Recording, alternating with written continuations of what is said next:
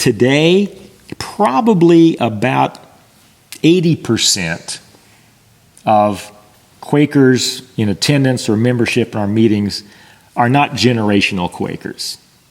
They are newcomers or first or second generation friends.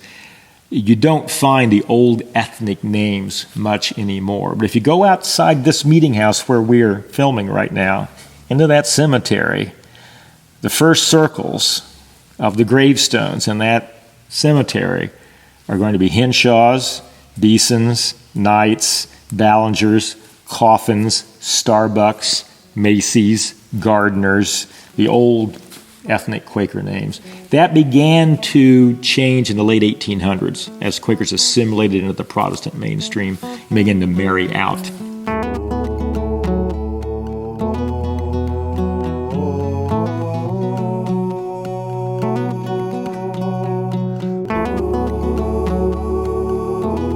There are so many values to knowing your Quaker ancestry. Some people just really like to know as part of their identity. Who am I made of? Who do I come from? I hear stories all the time of people that say that they started going to meeting because they heard that they had Quaker ancestry.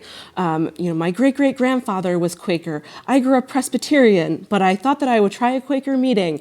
And they're curious. I don't think that it makes us more Quaker or less Quaker than someone else, but I think that it can be really cool to think about your family as being part of the same tradition that you are. I think that has a lot of value. For much of our history, Quakers were endogamous, a sociological term for marrying in. You were to marry another Quaker, which meant that over the generations, there were common names. I look at my own 11 generations of Quaker in my family tree, and it's a trunk. It's Newlands and Johnsons and Bundys and Carters. So something that you should know about Quaker names is that they like to repeat themselves. You might find like a John Evans, and then you might find a John Evans who was born 15 years later, and what you might find is that they're cousins or that they are uncle and nephew, things like that. So it wasn't just the last names that they used over and over, but the first names as well.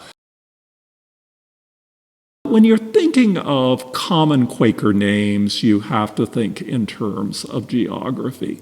So, for example, if you're thinking of New England friends, unfortunately, one of the most common and prominent Quaker families was named Jones, which can be a challenge under any circumstances. But you would also look for names like Green, like Hoxie, like Arnold, like Meter, like Wilbur. On Long Island, I would guess that probably about half of all Quaker families before 1800 were connected with the Hicks, the Seaman, the Titus, or the Bowen families. If you're up in Philadelphia, for example, Biddles, Cadwalladers, Banks, Bailey, those sorts of names, Wisters, and Sharplesses.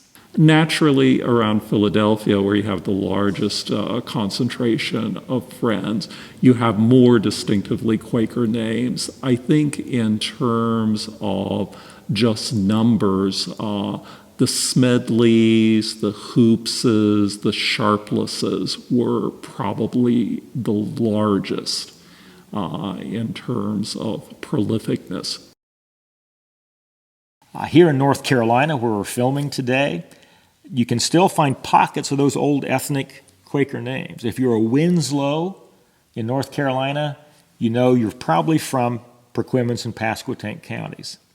If you're a Shore, you're from Deep Creek Meeting over in Yadkin County. If you're a Farlow or a Beeson, you're from Marlboro Meeting down in Randolph County. And Osborne, that's going to be Centrum Meeting or perhaps Spring Meeting. When you get to North Carolina, there are a number of distinctively Quaker names, like Trueblood or Hadley or Henshaw. Some more common like Hunt or Cox. One of the challenges of Quaker genealogy is that sometimes common Quaker names are simply common names, period. You get into the Midwest, which essentially was the South moved north from North Carolina and Georgia and South Carolina from the anti-slavery movements of the early 1800s. And you got Farlows and Newlands and Millses and Beesons and Carters, Hoovers, Nixons, Milhouses. And indeed, you could tell who was a Quaker by their last names. And not unlike the Amish, not unlike Jews.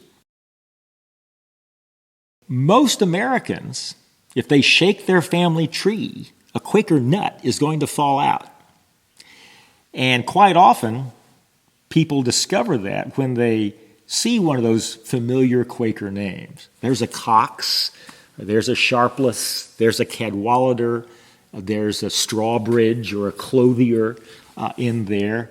And they wonder, could I possibly be related to these peculiar people called Quakers? And it's easy to find out.